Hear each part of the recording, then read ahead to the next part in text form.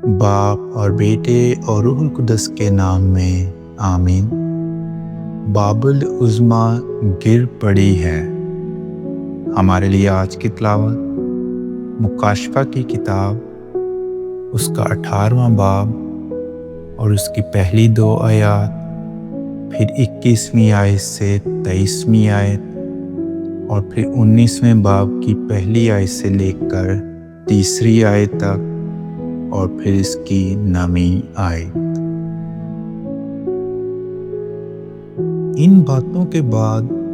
میں نے ایک اور فرشتے کو آسمان پر سے اترتے دیکھا،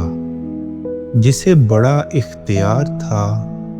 اور زمین اس کے جلال سے روشن ہو گئی۔ اس نے بڑی آواز سے پکار کر کہا کہ بابل عظمیٰ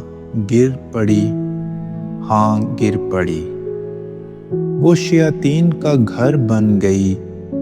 اور ہر ناپاک روح کا اڈا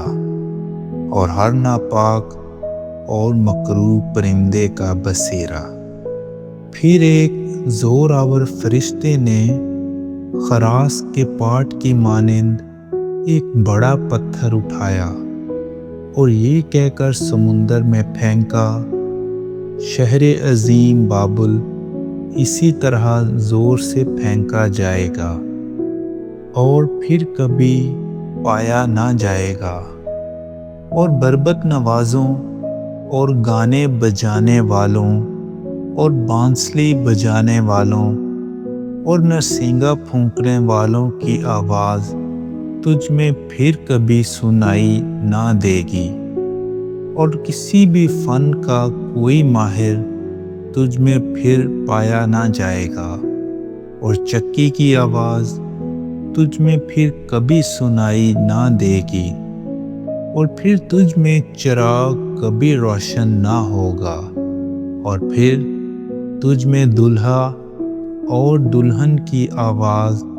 کان تک نہ پہنچے گی، کیونکہ تیرے سوداگر زمین کے امراء تھے،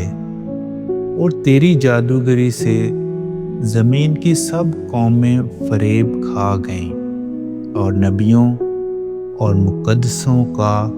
اور جتنے زمین پر قتل ہوئے ان سب کا خون اس میں پایا گیا۔ ان باتوں کے بعد